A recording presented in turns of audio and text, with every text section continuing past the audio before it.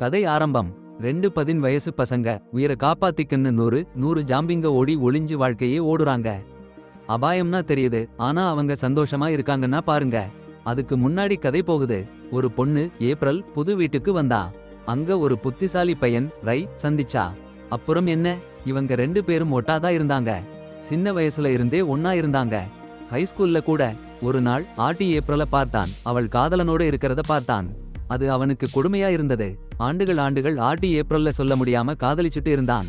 ஒரு நாள் அவங்க ஃப்ரெண்ட் பர்த்டேக்கு போறாங்க. சிரிச்சு பேசிட்டு இருக்காங்க.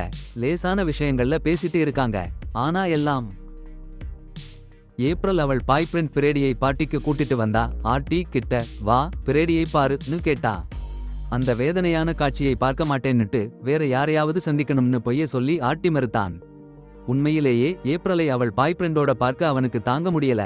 என்ன பண்றதுன்னு தெரியாம போயிடலாமான்னு கூட யோசிச்சான். அதிர்ஷ்டவசமா ஸ்டீவன்ஜன் என்பவன் சந்திச்சான். அவன் ஒரு வித்தியாசமான பொறாமைக்கார ஃப்ரெண்ட். ஆட்டியோட மனநிலையை உடனே புரிஞ்சுக்கிட்டு அவனை சந்தோஷப்படுத்த முயற்சி பண்ணான். ஆட்டி ஏப்ரலுக்காக மட்டும்தான் பார்ட்டிக்கு வந்தான்னு ஸ்டீவன்ஜன் கண்டுபிடிச்சதும் முன்னுக்கு போ தான்னு சொல்லி சாம்னு ஒரு பொண்ணை காட்டினான். அவள் நீண்ட நேரமா ஆட்டிய பார்த்துட்டு இருந்தா. ஃப்ரெண்ட் சொன்னபடி ஆட்டி சாம் கிட்ட போனான். சாம் சந்தோஷமா பேசினா. அவங்க நாள் நடவடிக்கைகள், பிடிச்ச சாப்பாடு எல்லாத்தையும் சொன்னா. ஆட்டிய டின்னர்ல கூட கூப்பிட்டா. ஆனா ஆட்டிக்கு அவள் உற்சாகத்தை பதிலுக்கு காட்ட முடியல. சாம்னா ஏப்ரல் ஒண்ணுமில்லன்னு அவனுக்கு தெரியும். அந்த யோசனை மட்டும் அவனை பதற்றமாக்கிடுச்சு.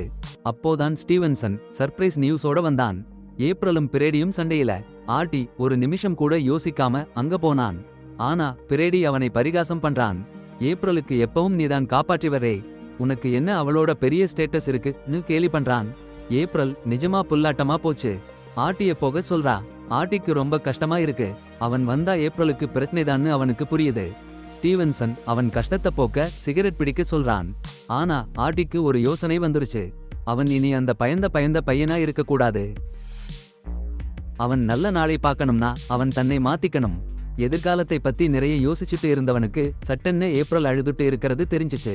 அவள் சொன்னா பிரேடி அவளை ரொம்ப கஷ்டப்படுத்திருக்கான்னு. சரி, அவனை ஆறுதல் சொல்லணும்னு சிரிப்பா சில ஜோக்குகள் சொல்லி அவள் முகத்துல சிரிப்பை வரவழைச்சிட்டான்.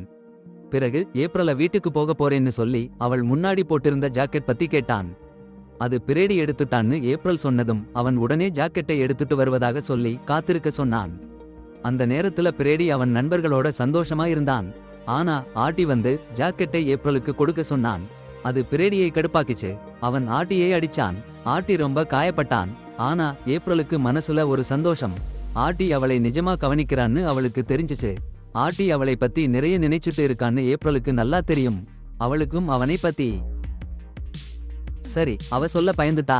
கடைசி நேரத்துல தான் சொன்னா. அடுத்த நாளே அப்பா வேலைன்னு சொல்லி வேற ஊருக்கு போறேன்னு. ஆட்டி காதல்னு சொல்லணும்னு காத்திருந்தான். ஆனா அவனால சொல்ல முடியல. ஏன்? பயம். கொஞ்சம் சிரிச்சுட்டு ஏப்ரல் வீட்டுக்கு போட்டா. ஆட்டி வீட்டுக்கு போனான். மனசுல கொட்டி கிடக்கு. நிறைய வருஷம் போச்சு. கல்லூரி போகாம ரேடியோ ஸ்டேஷன் ஆரம்பிச்சான். ஏன்? கல்லூரியில அவனை ஏளனம் பண்ணுவாங்கன்னு பயம். ஆனால் கேட்பது அவன் குடும்பத்தார் மட்டும்தான். இப்ப அவனுக்கு 21 வயசு. அப்பா நல்ல வேலை பாருன்னு சொல்றாரு. அம்மா மனநல மருத்துவரை பாருன்னு சொல்றா. பயத்தால நிக்குறானேன்னு. ஆட்டி ஒத்துக்க மாட்டேன்னு அடம்பிடிச்சான். நிறைய பணக்காரங்க. ஒண்ணுமில்லாம ஆரம்பிச்சவன் அவனும். அவன் அம்மா கெஞ்சி கேட்டாச்சுன்னா தான் டாக்டர் கிட்ட போனான். அங்க எல்லா கஷ்டத்தையும் ஒரே ஓடா சொல்லிட்டான். ஏப்ரல் கிட்ட காதல் சொல்ல முடியாம போன துயரம் எல்லாம் சொன்னான். அப்புறம் அவன் பாட்டன் கிட்ட சொன்னான். பாட்டன் சொன்னதுதான் பாருங்க, பயம் எப்பவும் நம்ம மனசை கெடுக்கும். நம்ம பயம் நிறைவேறாம போனாலும் கூட எது வேணுமோ அதை செய்யணும். தோல்வி பயம் வேண்டாம். ஏப்ரல் கிட்ட போகணும். அவன் முதல் காதல் அவள்தானே. பாட்டன் சொன்ன பிறகு ஏப்ரல் எங்க இருக்கான்னு தேட ஆரம்பிச்சான். அடுத்த நாள் ஏப்ரல் இருக்கான்னு பார்க்க அவளோட கடைசியா இருந்த அட்ரஸ் கிட்ட போக முடிவு பண்ணிட்டான். இருந்தாலும் இல்லாம போனாலும் அவன் குடும்பம் ரொம்ப கவலைப்பட்டாங்க. ஆட்டி நகரம் விட்டு வெளியே போனதே இல்லன்னு. ஹைஸ்கூல் முடிச்சதுக்கு அப்புறம் வீட்டை விட்டு ஒரு காலும் வெளியே போனதில்லன்னு. ஆனா இந்த முதல் முறையா உண்மையிலேயே சந்தோஷமா இருக்கேன்னு ஆட்டி சொன்னதும் அவங்க அப்பா அம்மா சும்மா சம்மதிச்சுட்டாங்க. அவங்க பாட்டியோட காரை கொடுத்தாங்க.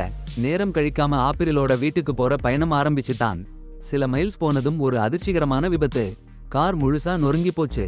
வேற வழி இல்லாம நடந்தே வீட்டுக்கு போகலாம்னு முடிவு பண்ணான். போற ஒரு அமானுஷ்யமான ஆளு பின்தொடர்ந்துட்டு இருக்கான்னு தெரிஞ்சு அவனுக்கு பயங்கரமா இருந்துச்சு. கல் எடுத்து அந்த மனுஷனை அடிச்சு தள்ளிட்டான். பின்னாடி தான் தெரிஞ்சுச்சு அந்த மனுஷன் சாம்பி ஆயிடுச்சுன்னு. சில மணி நேரத்துக்கு அப்புறம் வீடு சேர்ந்தபோது என்னமோ ஒரு சங்கடமான விஷயம் தெரிஞ்சுச்சு அவனுக்கு. சூழல் பயங்கரமா இருந்தது. தெருவெல்லாம் வெறிச்சோடி ஒருத்தரையும் பார்க்கல. வீட்டுக்குள்ள போனா, ஆமா, என்ன பார்த்தான் தெரியுமா? சாம்பிள்கள் கொட்டடிச்சு நின்னுச்சு. அவனை கொல்ல நினைச்சு. அவன் போராடினான். வீரமா போராடி உயிர் காப்பாத்திக்கிட்டான். ஆனா அவன குடும்பம் அந்த சாம்பிள்களா மாறிடுச்சுன்னு தெரிஞ்சு அவனுக்கு சோகம். ஒரு சாம்பிள் மறைஞ்சு நின்னுச்சு. அது அவன் கைய கடிச்சிடுச்சு. நச்சு அவன் உடம்புல பரவிடுச்சு. அவன மனசு குழம்ப ஆரம்பிச்சிடுச்சு. ஏப்ரல் சிரிச்சுக்கிட்டே இருக்கிற மாதிரி காட்சி கொடுக்குது அவனுக்கு. ஆனா என்ன நடந்தது தெரியுமா? அவன் சாம்பிளா மாறல. அவனுக்கு அந்த நோய் தொடாதா இருக்கு. அவன பாட்டிய சடலம் அங்கே கிடக்கு. அவன் கார் உடைச்சதுக்கு சாரி கேட்கிறான். ஆனா அதைவிட பெரிய உணர்ச்சி. சாபம் பட்டதுன்னு நம்பி குற்ற உணர்ச்சியோட அவன் சில மணி நேரம்தான் வீட்டை விட்டு வெளியே போயிருந்தான். ஆனா எங்கிருந்துன்னே தெரியாம சாம்பி கொள்ளை நடந்துடுச்சு. உலகம் முழுசும் கலவரமா மாறிடுச்சு. ஆனா அப்படி ஒரு கொடூர நிலைமையில கூட ரை சோர்ந்து போகல. ஒரு வீரன மாதிரி ஆயுதங்கள் பொருட்கள்னு எல்லாம் சேகரிச்சு போர் பண்ண ரெடி ஆயிட்டான். அவன் அப்பா காரை எடுத்துட்டு ஏப்ரல் கூட அவங்க குடும்பத்தை காப்பாத்த போனான். நிறைய தூரம் போன உடனே கார் ஸ்டார்ட் ஆகல. பெட்ரோல் முடிஞ்சிடுச்சு. வேற வழி இல்லாம நடந்து போக ஆரம்பிச்சான். 3 மைல் தூரத்துல இருக்கிற ஒரு தேவாலயத்தை நோக்கி. இந்த நேரத்துல ரை வீட்டுல போன் ரெட் ஆகுது. ஏப்ரல் கோபமா ஒரு வாய்ஸ் மெசேஜ் விட்டுட்டு போயிருக்கா. சாம்பிகள் சுத்தி வளைஞ்சிருச்சுன்னு கதறி அழைச்சிருக்கா. ரை வந்து காப்பாத்த சொல்லி கெஞ்சி கெஞ்சி சொல்றா. இன்னொரு பக்கம் ரை மிகப்பெரிய சிரமத்துல இருக்கான். சூழ்நிலை: ஒரு கூட்டம், ஒரு பெரிய கூட்டம் ஜாம்பிங்க. அவனை காட்டிலே ஓட வைச்சுச்சு. அவன் காட்டுக்குள்ள தப்பிச்சான். அப்போ சாம் என்ன ஆயிட்டா தெரியுமா? ஜாம்பி ஆயிட்டா. அவனுக்கு சாம் எப்பவுமே பிடிக்காது. நேரம் பார்க்காம அவனை அடிச்சு தள்ளிட்டான். பிறகு அவன் ஒரு சின்ன டென்ட் கிட்ட போனான். பார்த்தா ஒருத்தன் துப்பாக்கியோட நின்னுட்டான். கொள்ளையடிக்க வந்தான்னு நினைச்சுட்டான். ஆனா அவன் கார்ல பெட்ரோல் தீர்ந்து போச்சுன்னு சர்ச் தேடி போனான்னு சொன்னான். சாலையில போர்டு பார்த்தான்னு சொன்னான். ஜாம்பி ஓட்டினதுல காட்டுக்குள்ள போய் தொலைஞ்சு போச்சுன்னு சொன்னான்.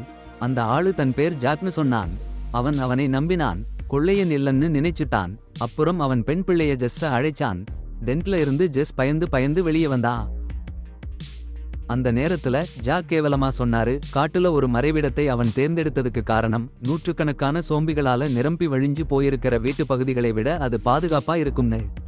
அப்போதான் ரை ஒரு சோம்பிய மரத்துல கட்டப்பட்டிருக்கிறத பார்த்தான். யாருன்னு கேட்டான். ஜெஸ் சொன்னா அது அவளோட அண்ணன். இன்னும் அவனை கொல்லல.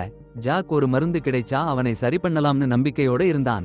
ஆனா ஆர்டி கொஞ்சம் அதிகமா சொன்னான். அந்த சோம்பி கட்டை புடைச்சு அவங்களை தாக்குறதுக்கு முன்னாடி அதை முடிச்சு போடணும்னு. ஆனா ஜாக் சொன்னான், பயப்பட வேண்டாம்னு.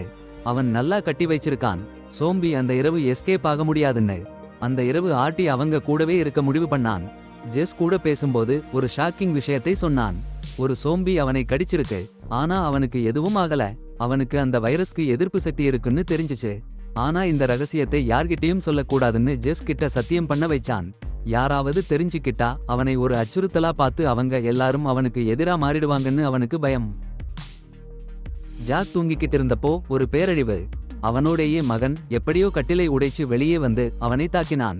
குடும்பமே இல்லாம போச்சு. ஜெஸ்ஸுக்கு வேற வழி இல்லாம ஆடியோட போகணும். நீண்ட நடந்தாச்சு. நிறைய சாம்பிள்களை வெட்டினாங்க. கடைசியா ஒரு கார் கிடைச்சது. கதவு இல்லாத சின்ன கார். ஆனா உயிர் காப்பாத்த போதும். போராட போறாங்க. பிரயாணத்துல ஜெஸ் திடீர்னு ஆர்டியோட டோலில சாய்ஞ்சா. ஆர்டிக்கு சந்தோஷம். நிறைய நாள் இல்லாம இருந்த அன்பு. ஏப்ரலை கடைசியா வீட்டுக்கு போட்ட நாள் மாதிரி.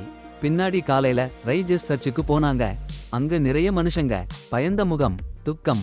பாஸ்டர் வந்து சொன்னாரு அவங்க கூட சேர சொல்லி. ஆனா அங்க அவரு இருக்கல. பிரார்த்தனை மட்டும்தான். சாம்பிளா உயிர் பிழைச்சவங்களை பத்தி தேடுறான். அவன் குடும்பம் காணாம போச்சு. கேட்டாச்சா? பாஸ்டர் டாட்னு ஒருத்தர் அவங்கள சர்ச்சுக்கு பின்னாடி அழைச்சிட்டு போனாங்க. ஆனா அதிர்ச்சி, டாட் பாஸ்டரே இல்ல. முன்னாடி வேட்டைக்காரன். இப்ப ஜாம்பி வேட்டையாடுறான். ஏன் பாஸ்டரா நடிச்சான்னா? பயந்த மனுஷங்களை பார்த்தா அவனுக்கு சகிக்கல. எல்லாரையும் சர்ச்சில் பிரார்த்தனை பண்ணி அமைதியா வச்சு தன்னால வேலைய பார்க்கணும். ஆர்டியும் ஜெஸ்ஸையும் அவன் கூட்டாளி வேட்டைக்காரங்க கூட்டத்துக்கு அழைச்சிட்டு போனான். நகரத்துக்கு பொருட்களை தேடி போற ஒரு பெரிய கூட்டம். குடும்பத்தை கண்டுபிடிக்க கிடைக்கிற தகவல்களையும் தேட போறாங்க. ஆர்டி சேர்ந்துட்டான். போறதுக்கு முன்னாடி டாட் எச்சரிச்சான். ஜாம்பிகளோட ஆபத்து. கடிச்சாலும் கீறாலும் வருது வைரஸ். யாருக்கு வந்தாலும் தயங்காம சுடணும். சடாரென்று ஆயுதம் தயார் பண்ணி முடிச்ச கணமே ஜாம்பி ஆக போறதுக்கு முன்னாடி ஒரு மர்ம மனிதன் வந்தான். அதிர்ச்சியில ஆர்டிக்கு உடம்பு நடுங்கிடுச்சு. அது யாருன்னா ஸ்டீவென்சன். அவன் ஹைஸ்கூல் முடிச்சிட்டு பல வருஷமா கேள்விப்பட்டே இல்லாத அவன் பழைய நண்பன்.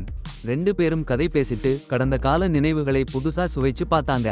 அப்புறம் திகிலூட்டும் செய்தி வந்தது. ஜாம்பிகள் சர்ச்சுக்குள்ள நுழைஞ்சிட்டாங்க. போர் தொடங்கிடுச்சு. விரைவா தப்பிச்சு அவங்க வேலையை தொடர்ந்தாங்க. காரை ஓட்டிட்டு போறப்போ ஸ்டீவென்சன் திடீர்னு வேற வழிக்கு காரை திருப்பினான். ஆர்டியோட தனியா பேசணும்னு அடம்பிடிச்சான். தனியா போன உடனே ஸ்டீவென்சன் கேட்டான், ஆர்டி ஏப்ரலை மறந்துட்டானான்னு. ஜெஸ் அவன் காதலின்னு நினைச்சுட்டானாம். ஆர்டி சொன்னான், ஏப்ரலை இன்னும் மறக்கலன்னு.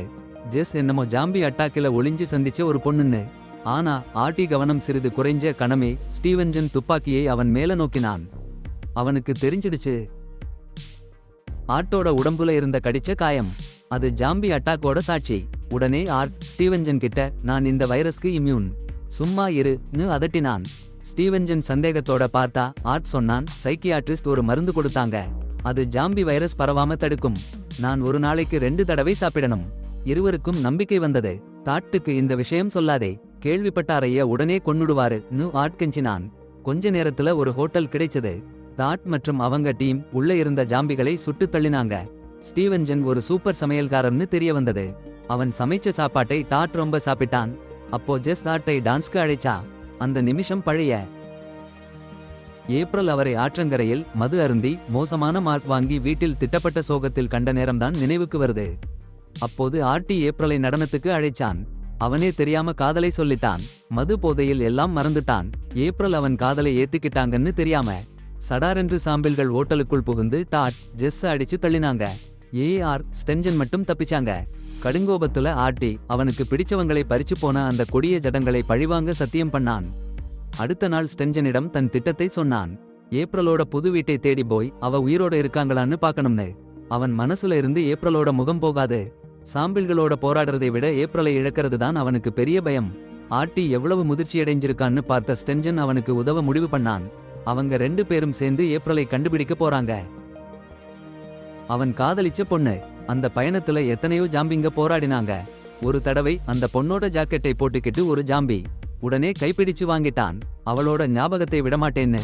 அப்புறம் எத்தனையோ சாம்பிங்க கூட்டத்தை போராடிட்டு போறப்போ ஒருத்தி ரொம்ப காயப்பட்டுக்கிட்டு உதவி கேட்டா. என்ன பண்றதுன்னு தெரியாம நிறுத்தி நின்னாங்க. அவ ஜாம்பி ஆகலன்னா வந்து கிருமி தொற்றாதவளா இருக்கலாம்னு நினைச்சாங்க. ஆனா காவல கொஞ்சம் கூட கிடையாதுன்னு விட்டுட்டாங்க. அப்பதான் அந்த அம்மா ஜாம்பியா மாறி கடிச்சிட்டா.